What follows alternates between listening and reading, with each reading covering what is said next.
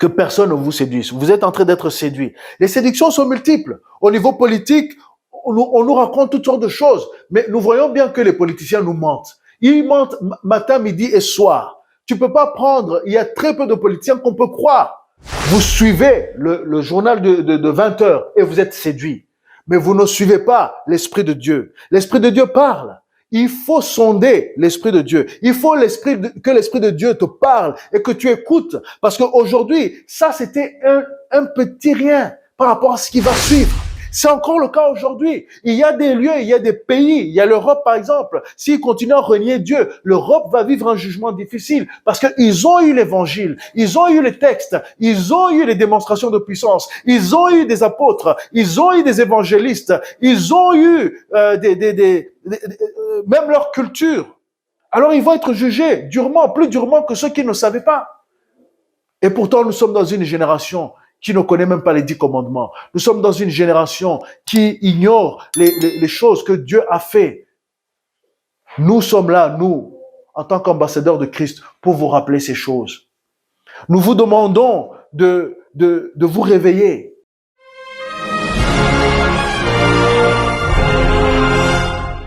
Amen, amen, amen. Gloire à notre Dieu qui est présent dans nos vies. Et encore une fois, nous vous saluons et nous remercions le Seigneur pour tous ceux qui nous suivent, pour tous ceux qui sont ici présents, vous qui êtes présents dans la salle, et aussi pour ceux qui nous suivent à distance via ces enregistrements et aussi via vos commentaires ou vos emails. Il nous arrive et nous tenons beaucoup à vous. Sachez que vous êtes dans nos pensées, dans nos prières. Et même ceux qui seront là dans le futur, qui allaient regarder ça bien plus tard, peut-être même l'année suivante ou dans plusieurs années, sachez que Dieu a prévu que vous entendiez ce message. Et alors nous bénissons le Seigneur et nous allons maintenant prier pour remettre ce temps dans le Seigneur, pour me remettre au Seigneur. Merci notre Dieu. Seigneur notre Dieu, nous voulons te remettre ce temps de partage. Seigneur, cette parole qui est qu'un début, mais qui lance un signal fort de ce que toi tu as annoncé pour notre génération. Seigneur, nous voulons reconnaître que tu es notre Dieu. Seigneur, ce matin, par ton Esprit Saint, conduis ma bouche, conduis mes pensées, que ce qui doit être important, ce qui doit être dit, ce qui doit être mis à l'attention de la multitude, Seigneur mon Dieu, de l'humanité, de nous les frères et sœurs en Christ, mais aussi de ceux qui ne sont pas encore en toi. Seigneur, qu'ils sachent que tu parles et que tu avais prévu, Seigneur mon Dieu, que tu avais pensé à eux dans cette génération aussi. Nous prions, Seigneur, que cette parole les touche et que cette parole, Seigneur mon Dieu, s'assoie dans nos cœurs et agisse et que toutes les semences qui sont semées, qui sont mises dans nos cœurs par rapport à cette parole, grandissent et produisent du bon fruit en nous, Seigneur. Gloire à ton saint nom. Amen. Oui, aujourd'hui nous allons parler un peu de la fin des temps. C'est un thème qui m'est cher parce que c'est un thème qui s'applique à nos vies. Nous sommes dans la fin des temps et nous allons le voir. Nous allons nous servir du passage que Luc a écrit. Luc, c'est quelqu'un qui a investigué, qui a fait l'enquête. C'est comme ça qu'il introduit son évangile. Et il a fait l'enquête de ce que Jésus a dit, de ce qu'il a fait. Et dans Luc 21, nous allons commencer au chapitre 21, donc verset 6. Nous allons lire jusqu'à la fin. Mais avant même de lire cela, en attendant que vous y allez là, ce que je veux vraiment vous faire comprendre, c'est que ce monde suit une direction. Ce monde suit une pensée. Et ce monde suit le verset ou bien les différents versets qui disent que il y a un chemin qui semble droit, mais il conduit à la mort. Ça, c'est le monde qui est en train de suivre ce chemin. C'est-à-dire que le monde, beaucoup suivent ce que les gouvernements disent, ce que les médias disent, ce que les personnalités de ce monde racontent, et ils suivent sans se poser trop de questions, et ils pensent que c'est le chemin qui est le leur aussi. Et donc, il y a même 2 ans, vous avez vu, on a commencé à nous dire, attention, attention, nous allons tous mourir si nous faisons pas ceci et cela. Il y a cette maladie qui vient, et c'est vrai que les gens sont tombés malades. Personne n'a voulu comprendre ou savoir vraiment. Donc, au niveau des médias, les médias principaux, hein, euh, qu'on appelle mainstream, ils n'ont pas voulu savoir vraiment d'où venait cette maladie réellement, comment elle a été conçue. Hein. Personne ne cherche la vérité, tout le monde cherche à raconter leur version de la réalité. Ils veulent mettre en place une réalité qui n'est pas la vérité. Et les gens ont suivi. Mais ceux qui connaissent l'Esprit de Dieu, ceux qui connaissent l'Esprit de Dieu n'ont pas été pris par la peur. Et ils ont cherché, ils ont prié. Et Dieu aussi les a parlé.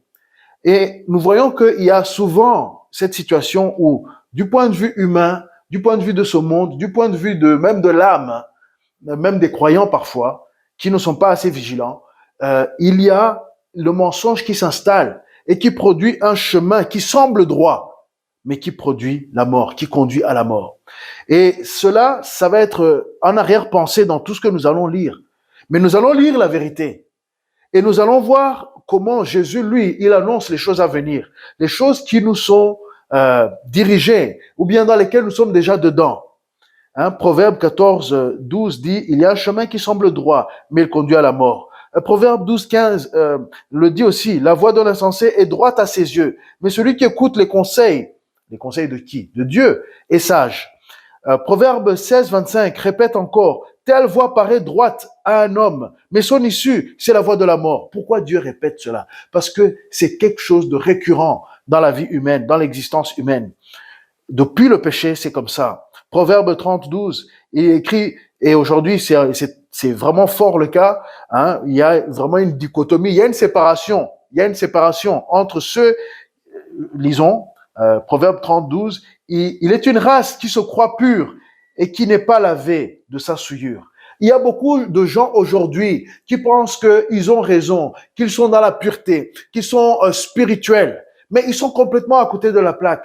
Pourquoi? Ils ne sont pas purs parce qu'ils n'ont pas fait appel au sang de Jésus qui est disponible pour eux. Le sacrifice perpétuel qui est prévu pour eux, que Jésus s'est donné de lui-même pour qu'ils soient purifiés. Car c'est Dieu qui a installé ce système. Le sang, c'est le sang qui purifie. Un sang pur. Le seul sang pur qui existe, c'est celui de Jésus-Christ. Ce n'est pas le sang des animaux, ce n'est pas le sang des humains, même si les gens font toutes sortes de sacrifices. Ce n'est pas ce sang-là qui purifie une race. C'est Jésus-Christ. Et donc, ne soyons pas séduits. Lisons maintenant, nous allons lire à partir du verset même 5, on va commencer au 5 jusqu'à la fin. Donc c'est le discours sur le mont des Oliviers. Comme quelques-uns parlaient de belles pierres et des objets apportés en offrande qui faisaient l'ornement du temple, Jésus dit, les jours viendront où, de ce que vous voyez, il ne restera pas pierre sur pierre qui ne soit renversée. Ils lui demandèrent, donc les disciples demandèrent à Jésus, Maître, quand donc arrivera-t-il? Et à quel signe connaîtra-t-on que ces choses vont arriver? Jésus répondit, prenez garde que vous ne soyez pas séduits, car plusieurs viendront en mon nom, disant, c'est moi et le temps approche. Ne les suivez pas. Quand vous entendrez parler de guerre et de soulèvement, ne soyez pas effrayés, car il faut que ces choses arrivent premièrement. Mais ce ne sera pas encore la fin. Alors il leur dit, une nation s'élèvera contre une nation et un royaume contre un royaume. Il y aura de grands tremblements de terre et en divers lieux des pestes et des famines. Il y aura des phénomènes terribles et de grands signes dans le ciel. Mais avant tout cela, on mettra la main sur vous et l'on vous persécutera. On vous livrera aux synagogues, on vous jettera en prison, on vous mènera devant des rois et devant des gouverneurs à cause de mon nom. Cela vous arrivera pour que vous serviez de témoignage. Mettez-vous donc dans l'esprit de ne pas préméditer votre défense, car je vous donnerai des paroles et une sagesse telles que vos adversaires ne pourront leur résister ou les contredire. Vous serez livrés même par vos parents, par vos frères, par vos proches et par vos amis, et ils feront mourir plusieurs d'entre vous. Vous serez haïs de tous à cause de mon nom, mais il ne se perdra pas un de vos cheveux. Par votre persévérance, vous sauverez vos âmes. Lorsque vous verrez Jérusalem investie par des armées, sachez alors que sa désolation est proche. Alors que ceux qui seront en Judée fuient dans les montagnes, que ceux qui seront au milieu de Jérusalem en sortent, et que ceux qui seront dans les champs n'entrent pas dans la ville, car ce seront des jours de vengeance pour l'accomplissement de tout ce qui est écrit. Malheur aux femmes qui seront enceintes et à celles qui allaiteront en ces jours-là, car il y aura une grande détresse dans le pays et de la colère contre ce peuple. Ils tomberont sous le tranchant de l'épée. Ils seront emmenés captifs parmi toutes les nations, et Jérusalem sera foulée aux pieds par les nations jusqu'à ce que le temps des nations soit accompli. Il y aura des signes dans le soleil, dans la lune et dans les étoiles, et sur la terre il y aura de l'angoisse chez les nations qui ne sauront que faire au bruit de la mer et des flots. Les hommes rendant l'âme de terreur dans l'attente de ce qui surviendra pour la terre, car les puissances des cieux seront ébranlées. Alors on verra le Fils de l'homme venant sur une nuée avec puissance et une grande gloire. Quand ces choses commenceront à arriver, redressez-vous et levez vos têtes, parce que votre délivrance approche. Et il leur dit une comparaison. Voyez le figuier et tous les arbres. Dès qu'ils ont poussé, vous savez de vous-même, en regardant, que déjà l'été est proche. De même, quand vous verrez ces choses arriver, sachez que le royaume de Dieu est proche. Je vous le dis en vérité, cette génération ne passera point que tout cela n'arrive. Le ciel et la terre passeront, mais mes paroles ne passeront point. Prenez garde à vous-même, de crainte que vos cœurs ne s'apesantissent par les excès du manger et du boire, et par les soucis de la vie, et que ce jour ne vienne pas sur vous à l'improviste, car il viendra comme un filet sur tous ceux qui habitent sur la surface de toute la terre. Veillez donc et priez en tout temps, afin que vous ayez la force d'échapper à toutes ces choses qui arriveront et de paraître debout devant le Fils de l'homme. Pendant le jour, Jésus enseignait dans le temple et il allait passer la nuit à la montagne appelée montagne des Oliviers. Et tout le peuple, dès le matin, se rendait vers lui dans le temple pour l'écouter. Amen. Ici, nous avons ce qu'on peut appeler aujourd'hui une masterclass sur la prophétie. C'est-à-dire que Jésus, il est en train de peindre une image en 4 dimensions. Il montre ce qui va se passer sur la surface de la terre, sur la géographie de la terre, mais aussi dans le temps. Nous voyons que, alors, nous devons considérer ces paroles. Et ces paroles couvrent les 2000 ans que nous venons de parcourir. C'est-à-dire que depuis que Jésus, ça c'était avant la mort et la résurrection de Jésus-Christ, c'était avant que Jésus ne vienne à mourir pour nos péchés et à être ressuscité. Donc ça, c'est un enseignement qui s'adresse à tous les disciples et même ceux qui ne connaissaient pas encore le Seigneur, mais qui le suivaient pour le pain et pour les poissons et pour les miracles que Jésus faisait. Mais les gens quand même portaient un intérêt. Parce que ici, il y a beaucoup de choses qui se sont déjà accomplies dans l'histoire. Et en parallèle de ceci, nous vous conseillons aussi de lire Matthieu 24 et Marc 13, mais aussi le livre de l'Apocalypse. Parce que dans le livre de l'Apocalypse, nous voyons la finalité de toute chose, surtout à partir du verset du chapitre 4 et jusqu'à la fin. Nous voyons que Jésus parle de beaucoup de choses. Il y a énormément d'informations à décortiquer ici. Mais nous allons nous attacher surtout à quelque chose qui nous concerne nous aujourd'hui. Parce que dans les choses qui sont écrites ici, quand Jésus a dit « il n'y aura pas de pierre qui restera sur une autre », en parlant du temple, le deuxième temple, c'est-à-dire là, il y avait le temple qui avait été reconstruit à Jérusalem. Quand ça a été reconstruit, voilà, Jésus l'a dit, mais vous le voyez, mais ça va être détruit. C'est ce que nous avons lu là au verset 5. Donc, déjà, ça s'est réalisé en 70 après Jésus-Christ. Et il y a aussi eu l'invasion de Jérusalem par les Romains et ils ont tout détruit. Ils ont détruit tout et ils ont détruit le temple. Ils cherchaient l'or dans le temple, ils cherchaient tous les éléments. Ils cherchaient à saisir toutes ces choses. Mais il y a certaines choses qu'ils n'ont pas pu saisir et qui seront aussi un témoin à la fin, notamment l'Arche de l'Alliance. Personne ne l'a encore trouvé publiquement. En privé, il y a un monsieur qui l'a découvert. C'est-à-dire, mais ce n'est pas encore une annonce publique. Si vous voulez vous renseigner sur ça, allez voir Ron Wyatt ou Ark Discoveries sur cette chaîne YouTube où il parle de l'Arche de l'Alliance.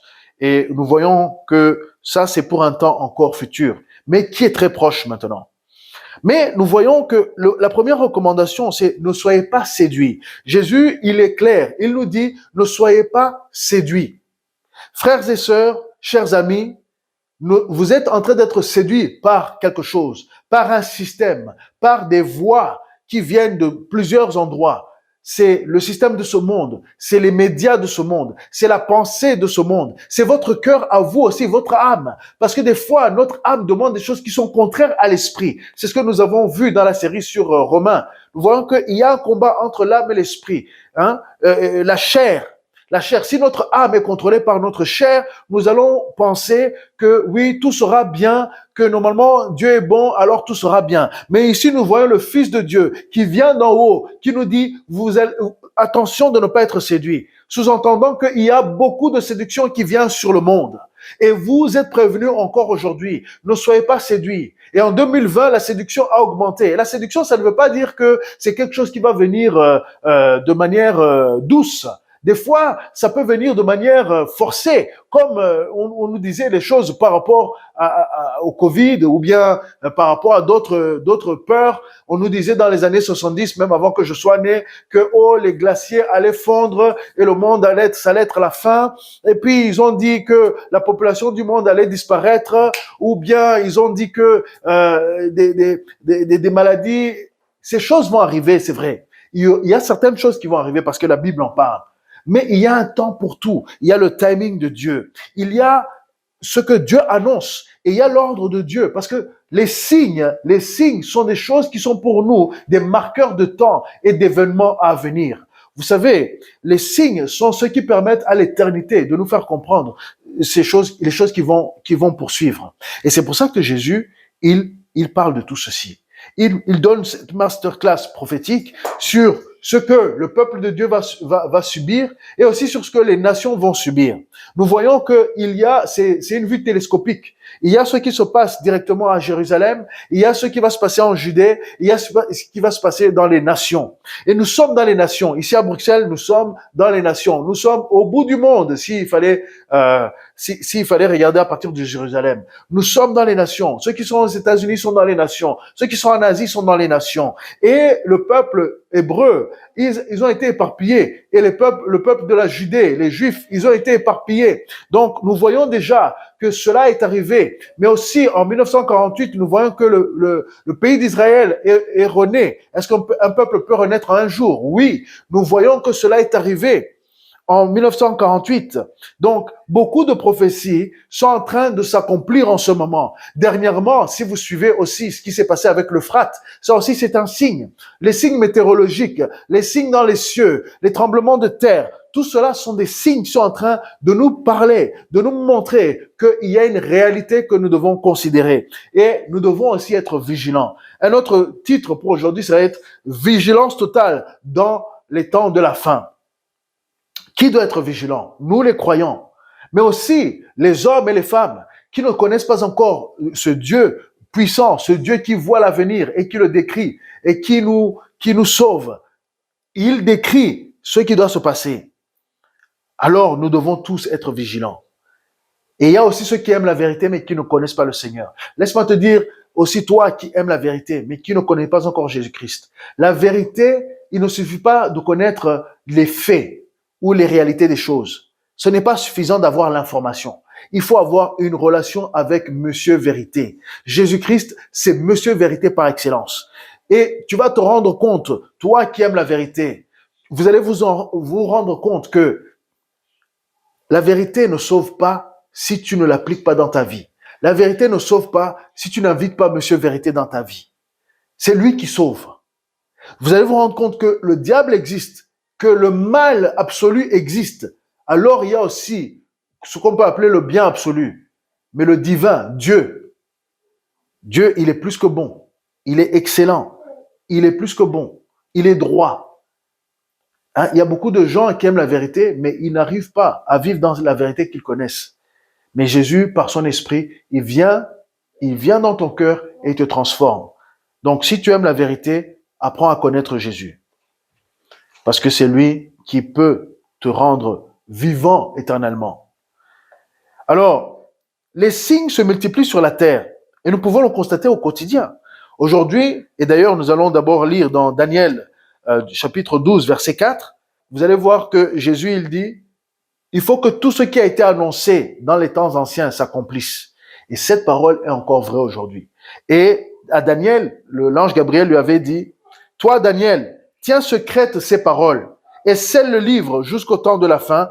Plusieurs alors le liront et la connaissance augmentera. Ça veut dire que Daniel a reçu beaucoup de choses et il a vu beaucoup de choses arriver. Il a vu beaucoup de phénomènes vraiment prophétiques aussi. Il a vu des bêtes, il a vu des symboles qui représentent des royaumes et la succession des royaumes et des civilisations même. Il a vu tout cela. Et ensuite, il a vu ce qui allait se passer au niveau de la nation d'Israël. Parce que Daniel, il a reçu ces choses lorsqu'il intercédait pour Israël. Il a vu les 70 semaines. Il a vu l'intervention de Jésus-Christ et ensuite de l'Antichrist, le destructeur.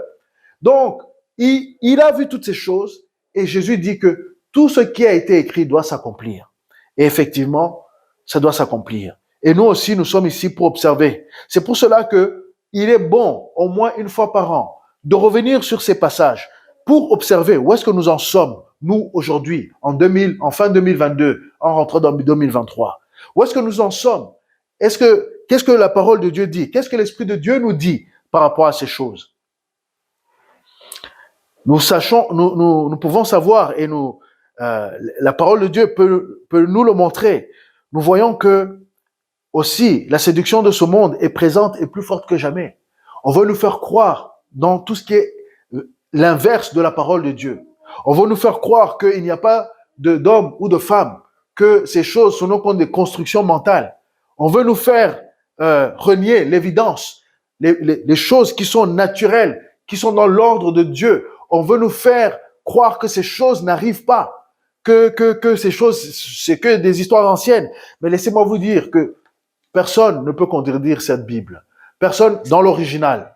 Parce que oui, il y a les traductions des hommes et il peut y avoir des erreurs au niveau des traductions, même s'ils ont fait tous leurs efforts. Mais lorsqu'on va dans l'original, lorsqu'on étudie le sens des mots, nous retrouvons tout ce que Dieu dit dedans.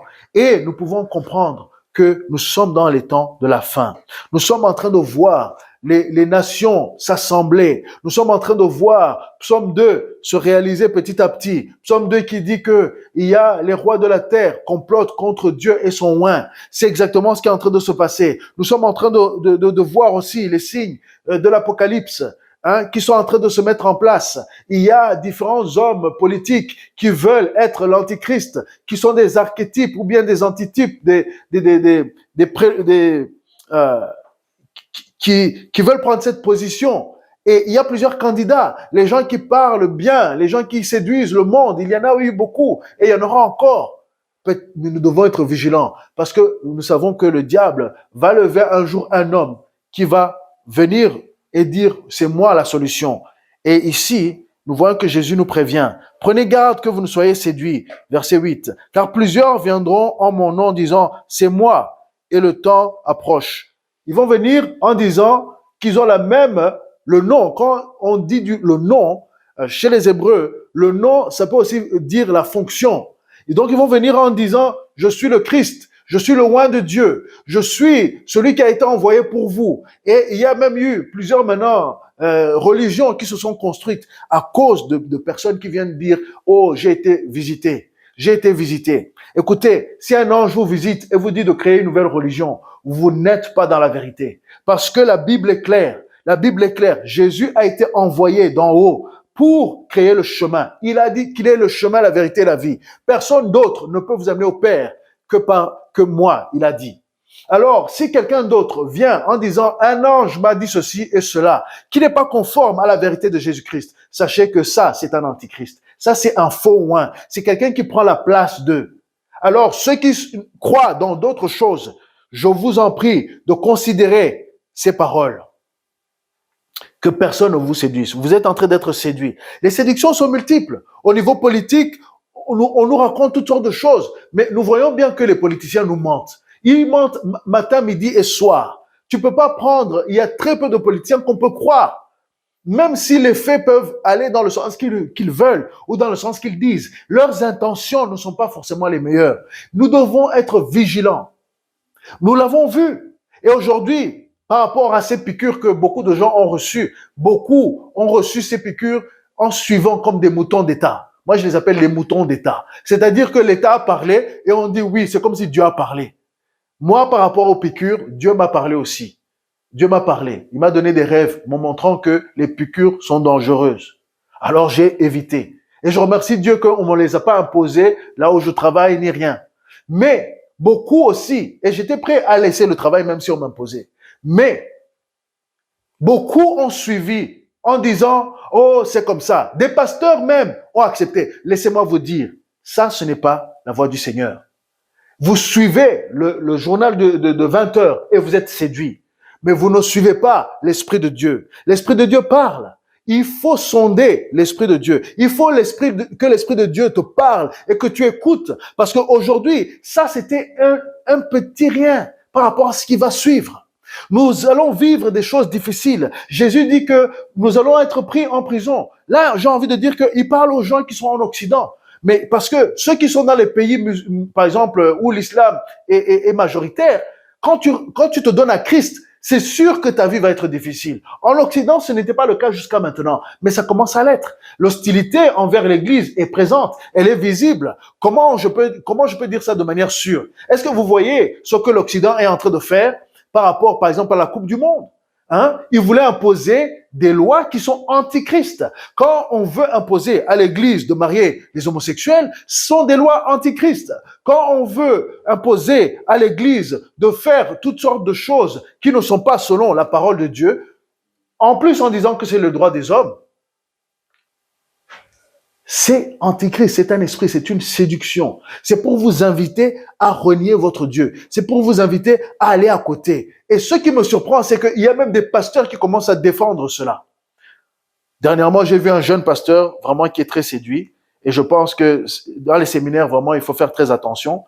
Et il disait, oh, mais nous pouvons apprendre de la difficulté de la communauté homosexuelle et transsexuelle, et ainsi de suite. Leur persévérance peut nous apprendre des choses. Mais nous avons assez d'exemples qui nous apprennent assez de choses dans les Écritures. Nous n'avons pas besoin d'aller apprendre de ceux qui renient Dieu et qui renient l'ordre divin et qui sont séduits par leur propre âme ou bien par les démons qui les oppressent. Parce que la plupart de ces gens sont oppressés par les démons et par le péché. Ils sont séduits eux-mêmes et ils se séduisent eux-mêmes. Aujourd'hui, on veut nous vendre une religion du climat. Ah oui, laisse-moi finir l'histoire avec ce pasteur. Quand il racontait ça, en même temps, direct, l'éclair a frappé, l'électricité est partie. Direct, en temps réel. J'espère que je pourrai retrouver cela et vous la mettre dans la vidéo peut-être. Parce que et ensuite, il a le culot de dire « Ah, mais ça, ce n'est pas un signe de Dieu, vous inquiétez pas, c'est juste le courant. » Non. Dieu, des fois, il n'accepte pas les bêtises. Et les signes que Dieu donne, ça, c'était un signe. Les signes que Dieu donne, c'est son amour qui est en train de nous parler. Parce qu'il a essayé par la manière douce. Jésus est venu et il a amené la manière douce. Il est venu comme un agneau, il revient comme un lion. Il est venu comme un agneau. Il a donné sa parole. Il a donné de sa vie. Il s'est vidé de son sang. Il est devenu l'agneau perpétuel. Il n'y avait plus besoin de sacrifice dans le temple pour amener l'humanité. Et il est mort pour tous. Les Juifs d'abord et tous les autres aussi.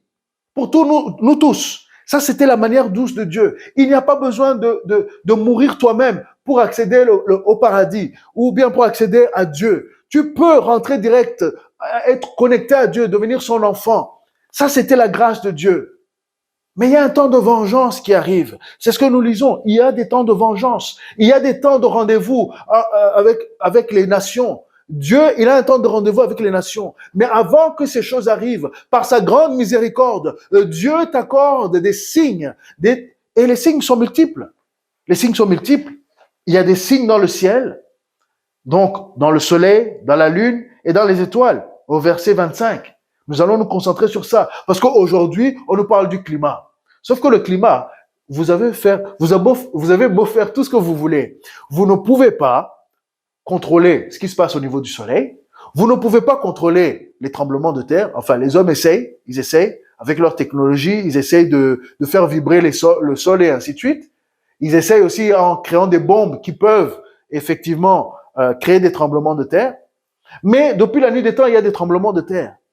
Et parfois, les tremblements de terre, c'était des jugements de Dieu.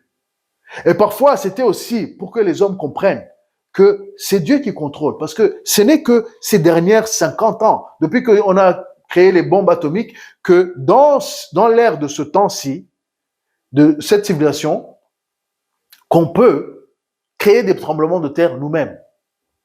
Ce n'était pas possible avant. Donc, les tremblements de terre ont toujours été un signe que c'est Dieu qui est au contrôle. Dieu est au contrôle de tous les phénomènes. Même si il y a aussi, comme nous le rappelait le pasteur dans une des prières, que l'ennemi, bien sûr, il peut amener la destruction. Comme dans le livre de Job, nous voyons que l'ennemi, il amène la destruction, il amène des vents, il amène vraiment de la destruction. Mais il y a aussi, quand Dieu, dans son autorité, dans sa souveraineté, il permet qu'il y ait des choses qui se passent.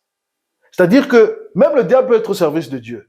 Et quand il y a des signes dans les cieux nous parlent de la gloire de Dieu, psaume 19. Mais quand il y a des signes là-haut, ce n'est plus l'ennemi qui contrôle tout ça. C'est Dieu qui contrôle tout ça. Mais pourquoi il y a des signes? Il y a des signes pour que les nations viennent au Seigneur, pour que les nations cherchent à comprendre Dieu, pour que oui, il y ait une crainte qui soit formée en nous, pour nous montrer que nous ne sommes pas au contrôle comme nous le pensons. Et voilà une des séductions les plus grandes. C'est que l'homme pense qu'il est au-dessus de Dieu. Il a effacé Dieu. Nietzsche, il a dit, Dieu est mort. Et les gens s'arrêtent là. Mais là, il a dit, et je paraphrase, il a dit, mais si Dieu est mort, alors gare à nous. Gare à nous. Je paraphrase. Nous sommes dans des problèmes. Et c'est vrai que dans toutes les nations où ils ont considéré que Dieu est mort et que c'est l'homme qui a l'intelligence et que c'est l'homme qui va régler les choses, en d'autres mots, le communisme, il y a eu le sang qui a coulé en quantité. Pourquoi? Parce que si Dieu est mort dans la pensée de l'homme, alors l'homme devient quoi? L'homme qui était fait à l'image de Dieu devient quoi? Il devient rien. Il devient pas plus qu'un cafard. Il devient pas plus qu'un insecte qu'on peut écraser. Et c'est ce qui s'est passé. Dernièrement, ils ont fêté les 80, enfin, ils ont pas fêté. Ils se sont rappelés des 90 ans de la famine qui a eu lieu en Ukraine à l'époque par le communisme, justement. Nous voyons que l'homme sans Dieu, il se perd et se perd complètement. Il se séduit lui-même et se laisse séduire par le diable. C'est pour ça que nous voyons dans ces temps, dans les signes dans lesquels nous sommes, nous voyons que la météo devient dans tous les sens. Nous voyons que au verset 25 et 26, et sur la terre, il y aura de l'angoisse chez les nations qui ne sauront que faire au bruit de la mer et des flots. Les hommes rendant l'âme de terreur dans l'attente de ce qui surviendra pour la terre, car les puissances des cieux seront ébranlées. Nous ne sommes pas encore absolument là. Et c'est vrai qu'on ne nous dit pas tout de ce qui se passe dans les cieux. Il y a des gens qui payent des milliards pour observer les cieux, mais ils ne disent pas tout ce qui se passe. C'est quand un astéroïde arrive, peut-être il va passer d'abord et puis on va nous en parler quand c'est déjà passé ou quoi. Mais il y a un temps où on ne pourra plus mentir. Parce que nous allons voir des phénomènes et Jésus nous prépare à ça. Peut-être c'est pour notre génération. Nous allons voir des choses et les cœurs, les hommes rendant l'âme de terreur, crise cardiaque en d'autres mots, rendant l'âme, c'est-à-dire mourir. De quoi? De terreur. Une peur qui est trop grande dans l'attente de ce qui surviendra. Daniel a dit, dans les temps de la fin, la connaissance augmentera. La connaissance augmentera. Et du coup, quand ils liront, ils comprendront. Et nous pouvons comprendre ces phénomènes. Nous pouvons les observer. Nous pouvons voir ce qui arrive. Nous pouvons voir que les temps difficiles sont là. Et ce sont des signes. Mais en parallèle de ces signes, de ces tremblements de terre qui provoquent des tsunamis, les tsunamis, lorsque vous voyez les tsunamis, vous voyez ici, au bruit de la mer et des flots. Donc l'eau va parler. L'eau va confirmer la parole de Jésus-Christ. Et en Indonésie et en Asie, ils ont vu cela. En 2004, il y a eu les tsunamis qui ont tué plus de 200 000. Et il y a les tremblements de terre à gauche, à droite. Et un tsunami, c'est un tremblement de terre qui se passe dans l'eau. Et puis ensuite, ça crée un mouvement d'eau qui amène tout cela. Lorsqu'on nous dit que les glaces vont fondre, mais oui, les gens qui seront dans les côtes, ils vont le voir. Lorsque nous voyons que la météo, les vents vont changer de sens et ainsi de suite, c'est des choses qui ont été annoncées, mais c'est des signes que les temps de la fin sont là. Et ça semble évident, mais on n'est pas encore dans les périodes tout à fait apocalyptiques, même si certains dans les régions le vivent. Et c'est ce que nous avons lu. Dans diverses régions, il y aura des famines. Les famines, il y en a eu plusieurs. Depuis qu'on a l'imprimerie, les journaux, nous pouvons voir qu'il y a eu des famines dans les 1800, dans les débuts 1900. Et il y a aussi des lettres. Et ça a commencé même à l'époque des Actes des Apôtres. Agabus a dit qu'il y aurait une famine. Donc, les choses se réalisent, mais ça augmente. Ça ne fait qu'augmenter. Alors aujourd'hui, nous devons essayer de comprendre qu'est-ce que maintenant la séduction dans tout ça. Quand Dieu va commencer à juger les nations, quand Dieu va commencer à envoyer les mêmes signes qu'il a envoyés sur l'Égypte, parce que l'Égypte a été jugée, quand la vengeance de Dieu va commencer à se manifester, mais pas dans toute, pas dans sa grandeur. On ne parle pas encore de la colère. C'est des jours de vengeance, c'est-à-dire des jours de jugement, mais c'est un jugement partiel. Nous voyons qu'il y a des jugements partiels. Il y a des villes de destruction, comme l'ont dit certains prophètes. Il y a des villes aussi de refuge, et il y a aussi des villes de destruction. Et Jésus l'a annoncé. Il a dit que ces villes-là, lorsqu'il parlait à certaines villes d'Israël, il disait, mais même si Sodome et Gomorrhe avaient entendu, avaient vu ces signes et miracles, eux, ils se seront repentis. Mais vous ne vous êtes pas repentis. Bethsaïda et d'autres villes, Capernaum, et ainsi de suite. C'est encore le cas aujourd'hui. Il y a des lieux, il y a des pays. Il y a l'Europe, par exemple. S'ils continuent à renier Dieu, l'Europe va vivre un jugement difficile parce qu'ils ont eu l'évangile, ils ont eu les textes, ils ont eu les démonstrations de puissance, ils ont eu des apôtres, ils ont eu des évangélistes, ils ont eu même leur culture.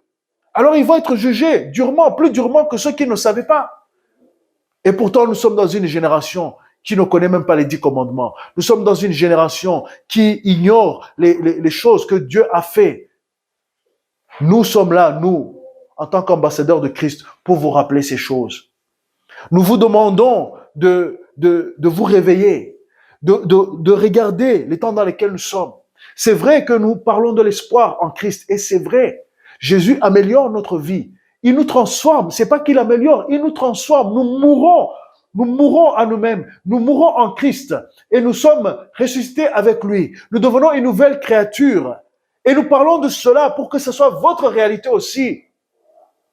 Vous ici, vous êtes ici, et c'est parce que vous avez compris une certaine chose. Vous avez soif de connaître. Nous sommes ici, nous sommes appelés à être vigilants, et nous vous appelons à être vigilants, vous qui nous regardez au loin.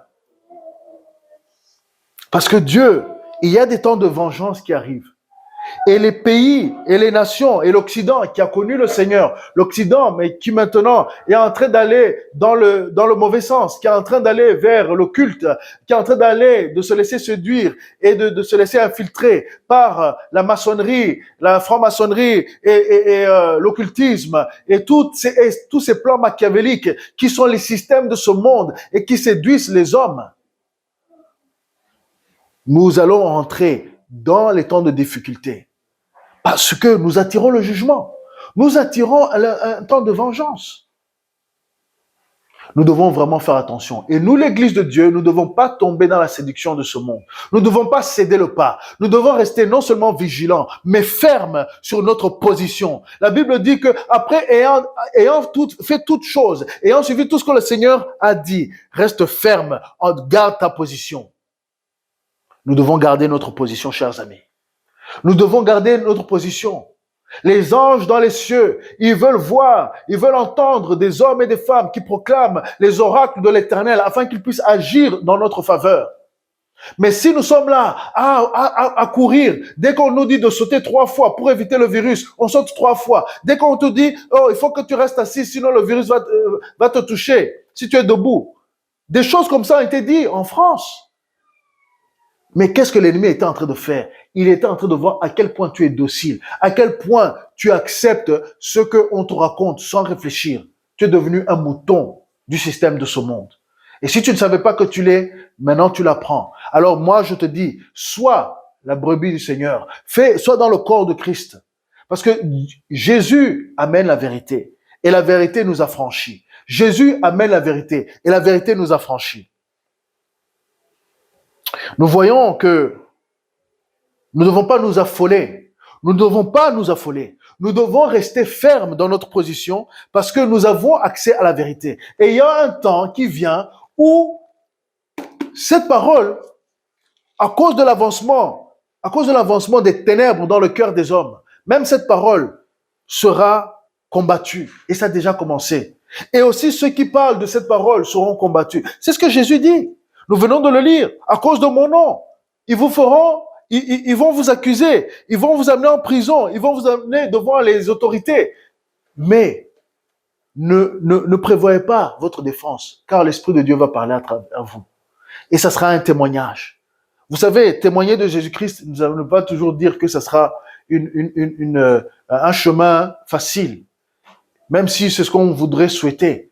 Et c'est toujours bon de pouvoir partager l'amour de Dieu et le sacrifice de Jésus-Christ autour d'un thé, autour d'un café. Mais des fois, ça se fait lorsque on se trouve devant le juge, dans un pays hostile.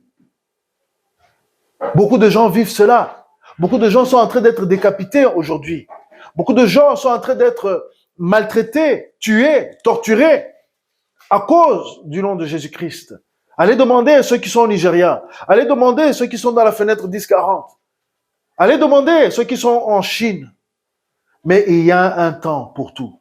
Et aussi en Occident, on abuse de la bonté, on abuse de la gloire de Dieu, on abuse de la bonté, de la miséricorde de Dieu, on abuse de sa longanimité, on abuse de sa patience. Dieu nous donne un temps pour venir à la repentance et on l'abuse.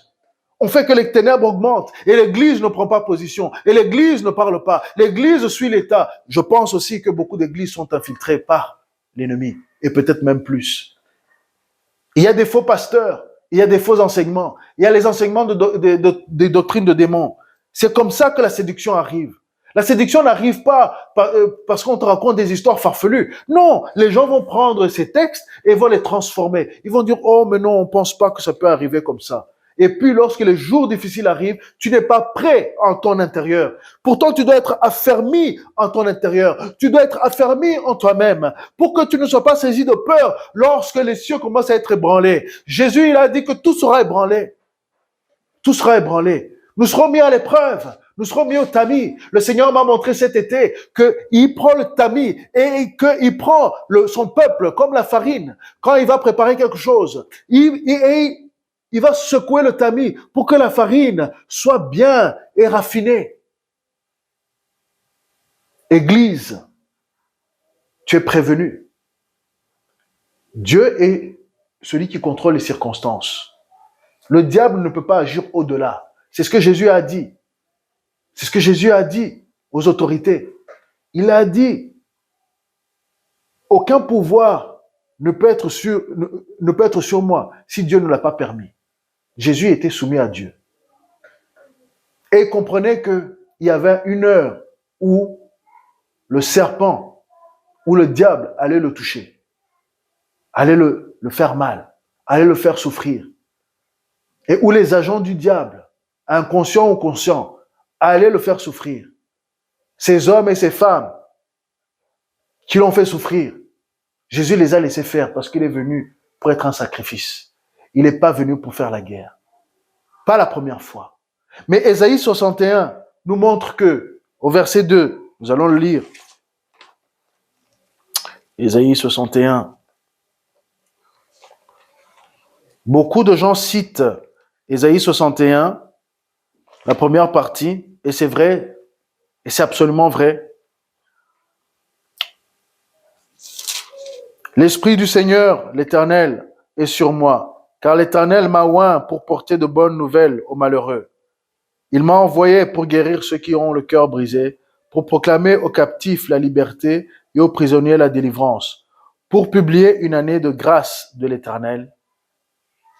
Et maintenant, vous allez voir ce que peu de gens lisent, et un jour de vengeance de notre Dieu pour consoler tous les affligés. Il y aura un jour de vengeance. Et ici, dans Luc 21, nous avons lu qu'il y aura des jours de vengeance. Il y aura des temps de vengeance. Ce n'est pas encore le jour de vengeance. Mais vous savez, dans l'histoire de l'humanité, il y a beaucoup de choses qui se répètent. Il n'y a rien de nouveau. Il n'y a que juste des générations qui se renouvellent. Ce qui change sont les choses que Dieu a établies pour un temps, par exemple le déluge. Mais sinon, les civilisations partent et montent et descendent. Et chaque civilisation amène une nouvelle pensée, une nouvelle séduction, au lieu de reconnaître Dieu, à l'exception peut-être de Nabuchodonosor qui a finalement reconnu qu'il y a le Dieu de Dieu, le Dieu de Daniel. Mais lui aussi, il était à la tête d'une civilisation babylonienne qui est à la tête de toutes ces civilisations et des pensées de ce monde qui continuent.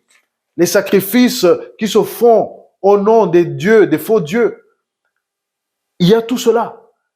Mais il y a un temps de vengeance parce que les affligés, c'est souvent le petit peuple. C'est les gens qui font appel à Dieu, qui crient à Dieu et qui disent mais pourquoi ça doit continuer? Les gens qui voient l'injustice qui continue. Il y a des gens qui font appel à Dieu sans connaître Dieu. Mais ils disent ce n'est pas normal. Ce n'est pas normal. Le même Dieu qui fait les fleurs, comment il peut permettre que il y ait cette méchanceté? Mais ce n'est pas Dieu qui a amené cette méchanceté, c'est le péché. C'est le péché. Et Dieu a réglé le problème du péché.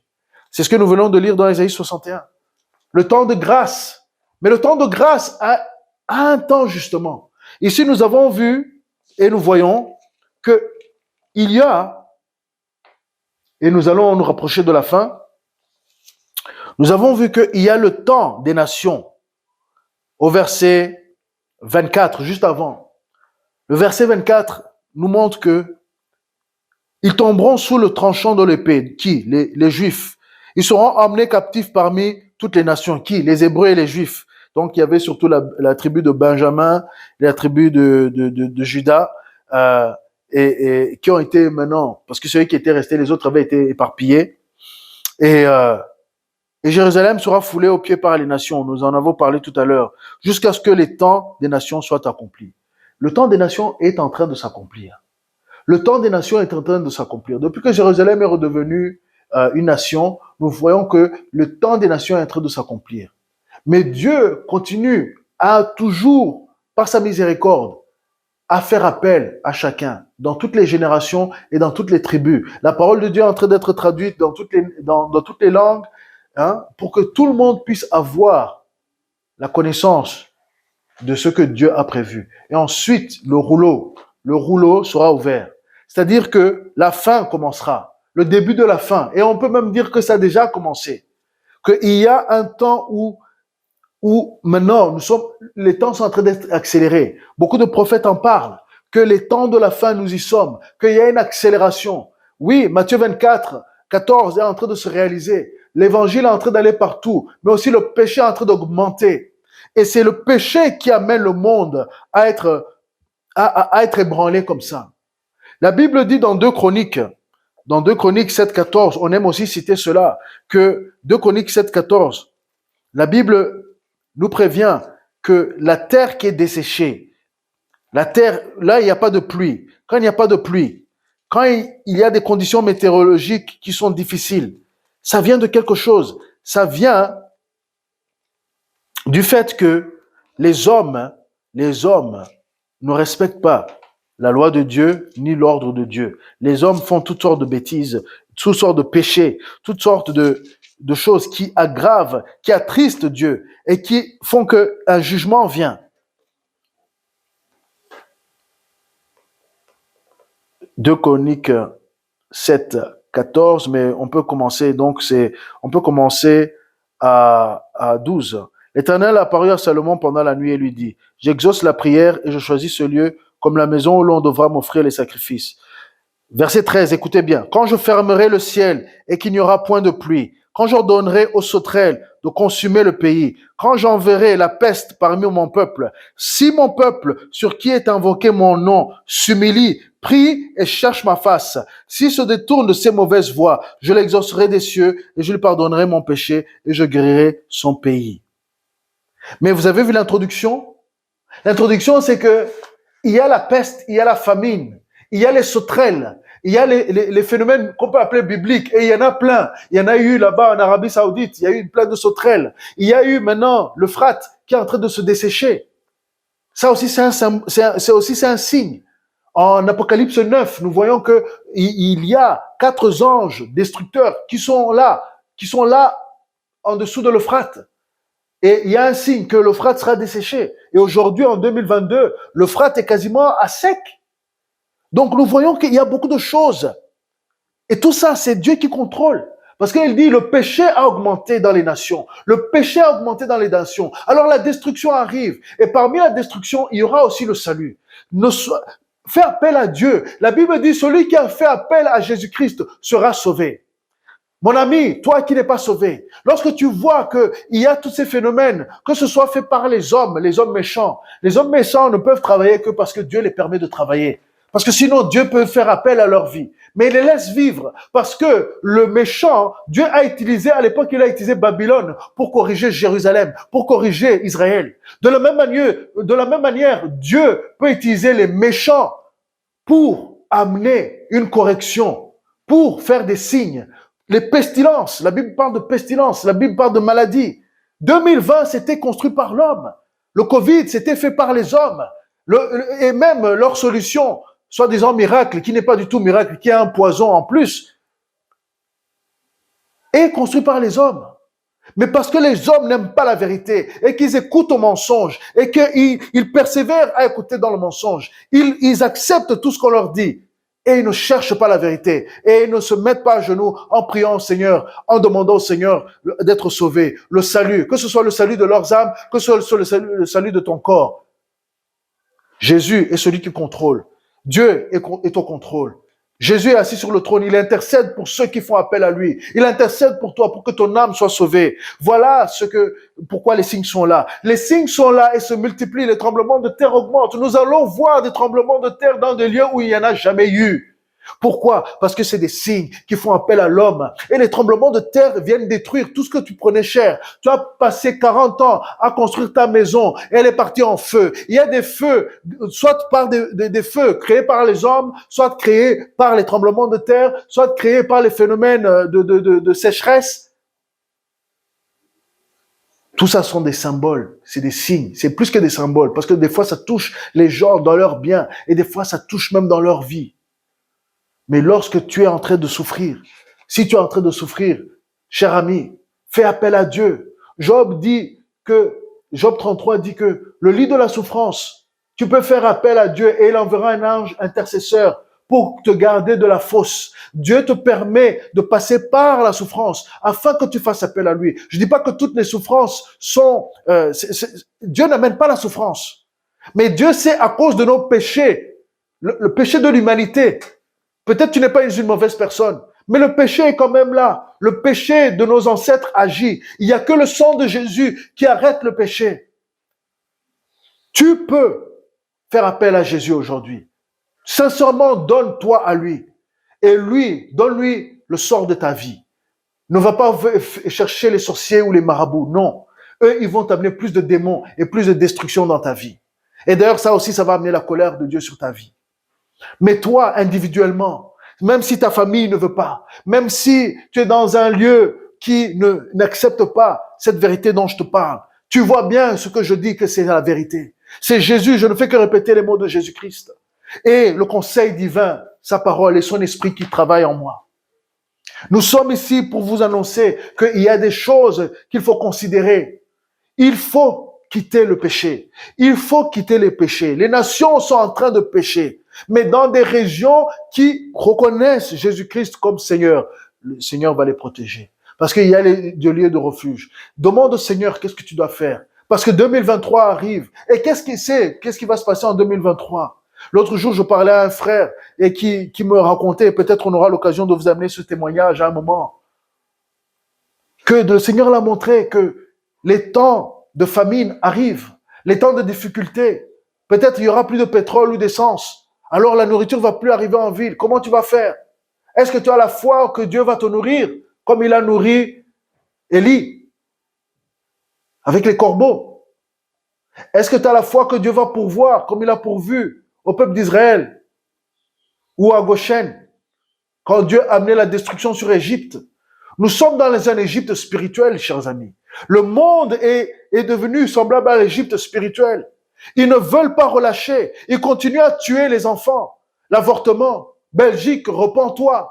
Quitte l'avortement si tu ne veux pas que les problèmes arrivent chez toi.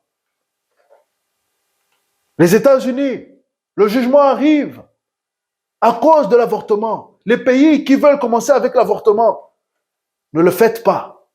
Parce que vous vous mettez dans la même position que Pharaon. Pharaon a tué les enfants. Pharaon a tué les bébés. Pharaon a tué les moins de 2 ans. Et aujourd'hui, à New York, ils acceptent que les gens, les enfants qui sont à terme, qu'on les avorte. Comment tu peux avorter un enfant qui a 9 mois, un bébé? C'est un meurtre devant Dieu. Même les pilules là, que les gens prennent, ça aussi c'est un meurtre. Parce que celui qui donne la vie, c'est Dieu. Et celui qui doit la reprendre, c'est Dieu. Personne d'autre. Si Dieu vous garde des accidents, si Dieu vous garde en vie, c'est pour que vous puissiez dire oui à lui. Alors pourquoi vous ne permettez pas que d'autres arrivent sur la terre pour faire la volonté de Dieu? Vous achetez la colère. Vous êtes en train d'investir dans la colère de Dieu, dans les jours de vengeance, qui n'est pas encore la vengeance totale. C'est une vengeance corrective. Dieu va se venger pour l'innocent. Il va se venger pour les affligés. Et les affligés aujourd'hui, ils sont dans le sein de leur mère. Les affligés aujourd'hui, c'est les gens qu'on pousse à s'euthanasier parce que c'est bon économiquement. Parce que l'État ne veut pas déverser l'argent. Aujourd'hui, les politiciens disent nous sommes surpeuplés. C'est quoi ce mensonge? Il y a assez de place sur la terre. Plutôt vos cœurs sont surpeuplés de péché. Les cœurs de ceux qui dirigent sont surpeuplés de péché. Ils ne peuvent pas concevoir qu'il y a assez pour tout le monde. Parce qu'ils veulent amasser pour eux-mêmes le pouvoir, l'argent, au détriment des autres, pensant qu'ils sont meilleurs. Mais Dieu, il aime tout le monde. Jésus n'est pas mort pour les riches. Jésus n'est pas mort pour les pauvres. Jésus est mort pour tous les hommes. Mais sachez qu'il y a une séduction. Et l'homme se séduit lui-même. Et l'homme sert Satan. Parce que Satan a séduit les hommes. Mais sachez que aussi, il y aura la destruction des méchants. Psaume 11:6 dit, il fait pleuvoir sur les méchants des charbons, du feu et du soufre. Un vent brûlant, c'est le calice qu'ils ont en partage. Sodome et Gomorrhe a connu cela. Mais les jours tels que Sodome et Gomorrhe reviennent, chers amis. Si vous êtes dans des villes qui appliquent et qui célèbrent, au-delà d'appliquer, ils célèbrent la destruction de l'homme. Ils célèbrent le désordre.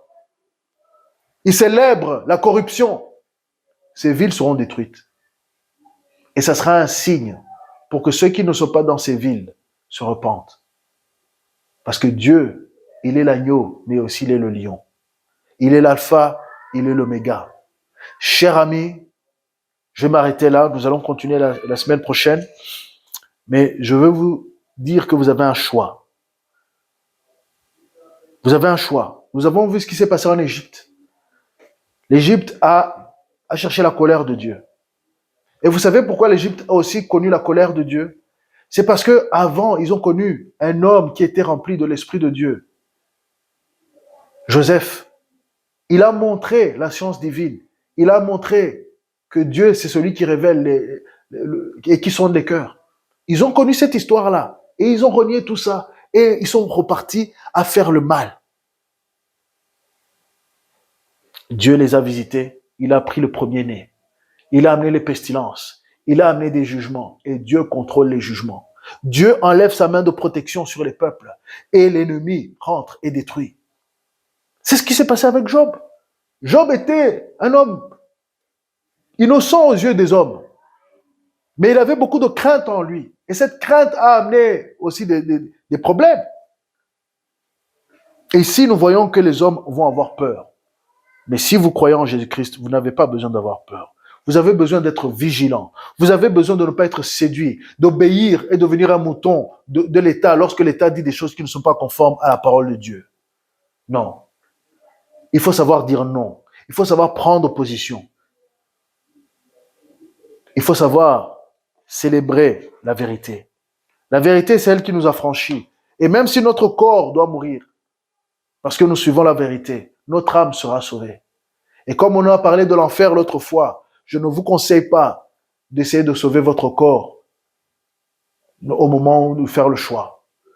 Il faudra choisir la vérité afin que votre âme soit sauvée et que vous recevez un nouveau corps. Car Dieu est celui qui récompense ceux qui le croient.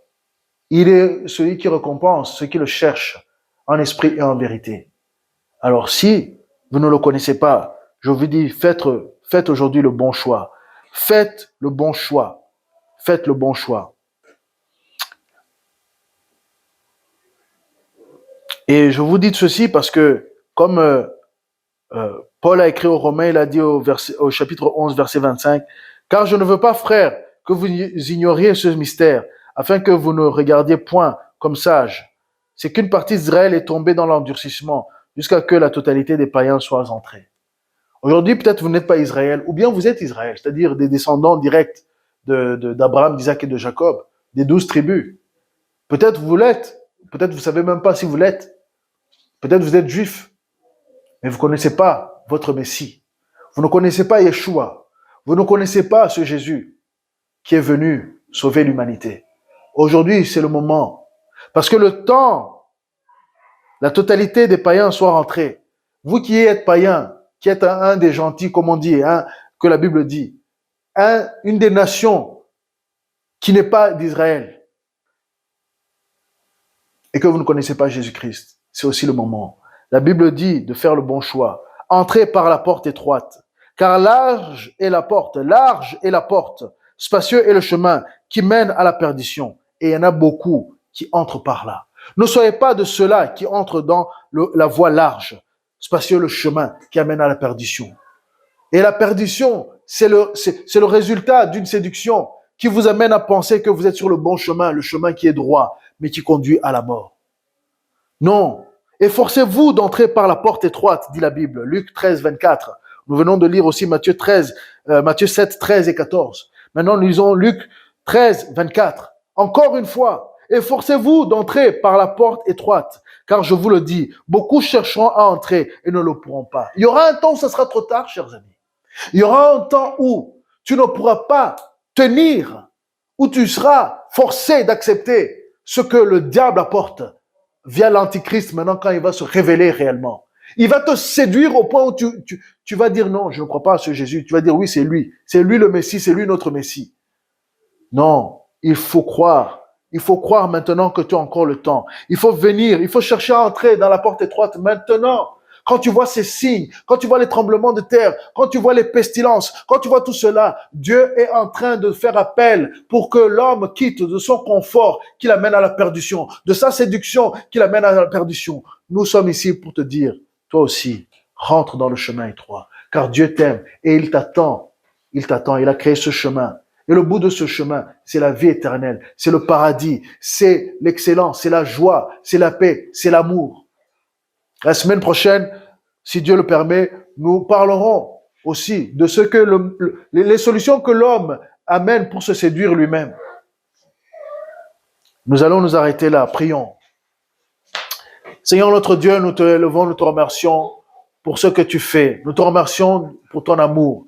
Nous te remercions pour ta parole qui nous enseigne, ta parole qui nous permet d'avancer, Seigneur, dans ton chemin, dans le chemin que tu as tracé, ta parole qui nous permet d'être vigilants face aux séductions de ce monde, des différents types de séductions, les séductions qui sont sucrées et celles qui sont amères, qui viennent, que ce soit des systèmes de ce monde, que ce soit de notre propre chair.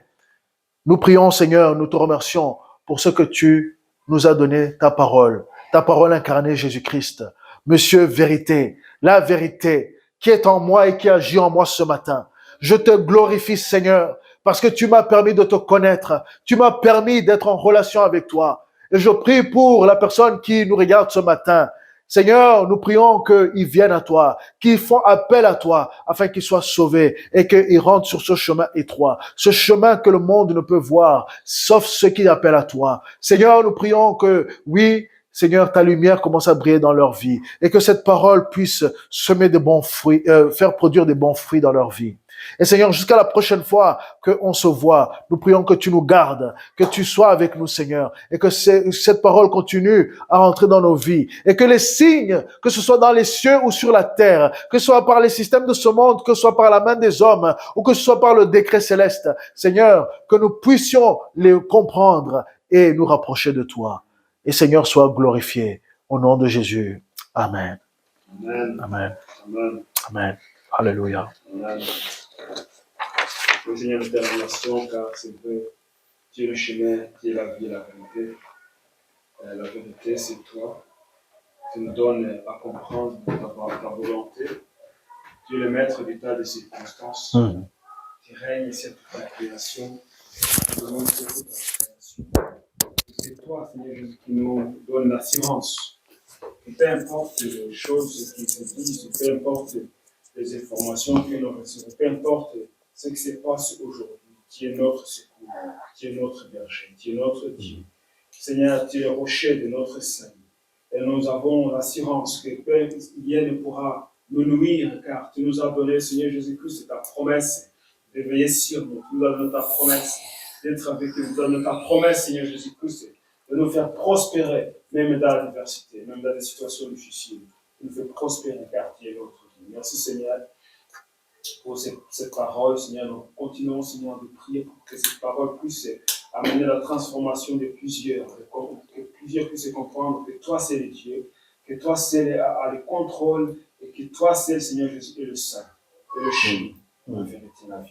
Dans le nom de Jésus que nous avons prié.